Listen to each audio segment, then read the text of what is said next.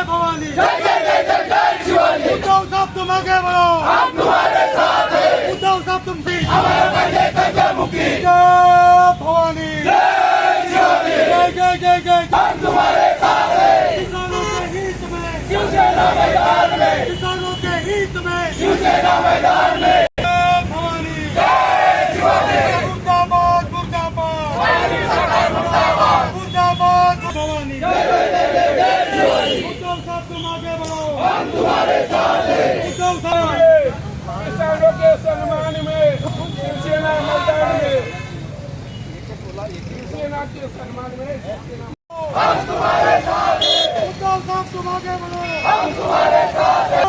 भवानी, जय शिवाजी, जय भवानी। राज्यातल्या महायुती सरकारने अगदी काही दिवसापूर्वीच शेतकरी बांधवांना घेऊन कर्जमुक्तीची जी योजना जाहीर केली, मुळातच ती योजना त्या योजनेच्या माध्यमातून राज्यातल्या भोळ्या शेतकऱ्यांना मूर्ख बनवण्याचं काम हे महायुती सरकार करीत आहे।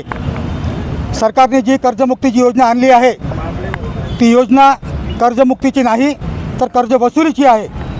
कोणत्याही अटी शर्ती शिवाय ही कर्जमुक्ती झाली पाहिजे ह्या मागणीसाठी शिवसेना उद्धव बाळासाहेब ठाकरे पक्षातर्फे आजचं हे आंदोलन आहे। ज्याप्रमाणे सन 2019मध्ये आमचे पक्षप्रमुख आदरणीय उद्धव साहेबांनी सरसकट कर्जमाफी केली होती, कोणत्याही अटी नाही, कोणत्याही शर्ती नाही, शेतकरी बांधवांनी फक्त आपले सेवा केंद्रामध्ये जायचं, एक फॉर्म घ्यायचा, एक सही करायची किंवा अंगठा लावायचा आणि सरळ सरळ 2 लाखापर्यंतचा कर्जमुक्त व्हायचं अशी ती योजना होती। त्याला कारण म्हणजे उद्धव साहेबांचं मत प्रामाणिक होतं, त्यांच्या मनामध्ये शेतकऱ्यांना कुठेतरी आधार द्यायचा होता म्हणून ती त्या प्रकारे कर्जमाफी होती। परंतु त्या अगोदर आपण जर विचार घेतला तर 2017मध्ये ज्या प्रकारे देवेंद्र फडणवीस सरकारने अटी शर्ती नियम लावल्या होत्या आणि त्या अटी शर्ती पूर्ण करता शेतकरी बांधवांना सरकारी कार्यालयाचा चक्रा मारावा लागत होता आणि त्यापोटी आपला जीव जातो की काय अशी त्यांना भीती वाटत होती।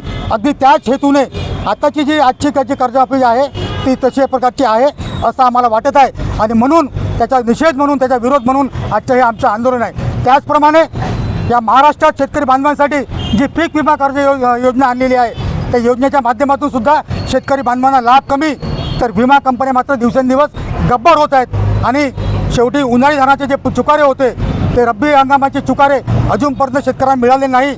800 करोडपैकी जेमतेम 200 करोड या सरकारनं दिलेले आहेत, अजूनही 650 करोड देणे बाकी आहेत। आता खरीप हंगामात सुरुवात झालेली आहे, शेतकऱ्यांना पदोपदी पैशाची चंचल भासत आहे। अशा त्यावेळेस शेतकरी बांधवाकडे जर पैसे नसतील तर शेवटी मग त्या धानाचा उपयोग काय आणि म्हणून जे 650 करोड बाकी आहेत ते सरकारने ताबडतोब या ठिकाणी जिल्ह्यातील शेतकऱ्यांना दिले पाहिजे। या मागणीसाठी आजचा मोर्चा आहे।